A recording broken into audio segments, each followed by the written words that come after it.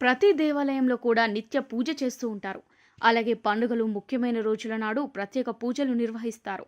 ఎప్పుడు దేవాలయానికి వెళ్ళినా సరే చాలా ఆనందంగా ఉంటుంది. అయితే నిజానికి ప్రతి దేవాలయంలో కూడా ఏదో మహిమ ఉంటుంది.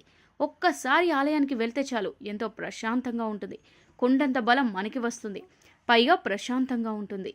ఏదో కొత్త ఉత్తేజం మనలో చేకూరినట్టు అనిపిస్తుంది. పైగా మన భయాలన్నీ కూడా పోయినట్లు, మనం విజయం సాధించగలమన్న నమ్మకం మనలో కలుగుతుంది. భగవంతుడి దగ్గరికి వెళ్ళి మన కోరిక చెప్పేస్తే ఇక తీరిపోయినట్లే ఉంటుంది. మరి అక్కడ ఉన్న భగవంతుడు మహిమో లేక దేవాలయం మహిమనో ఆ దేవుడికే తెలియాలి. దేవాలయంలో మంత్రోచ్చరణాల్లోని శబ్ద తరంగాల వల్ల మనకి చెడు ఆలోచనలు కలగకుండా ఉంటాయి. పైగా మనం ఎలాంటి నిర్ణయాలనైనా తీసుకోవడానికి అవుతుంది. అందుకే పెద్దలు దేవాలయంలో దర్శనం అయిపోయాక ఒకసారి కూర్చోవాలంటారు. అసలు ఎందుకలా కూర్చోవాలంటారు అన్న అనుమానం మనలో చాలా మందికి ఉంటుంది. మీకు కూడా ఆ అనుమానం కలిగిందా? అయితే మరి దానికోసం ఇప్పుడు చూద్దాం. ఎందుకు దేవాలయంలో దర్శనం అయిపోయాక కూర్చోవాలి, నేరుగా ఇంటికి వెళ్ళిపోవచ్చు కదా? అయితే నిజానికి ఈ మంత్రోచ్చరణాల్లోని శబ్ద తరంగాల వల్ల మన మనసు బాగుంటుంది.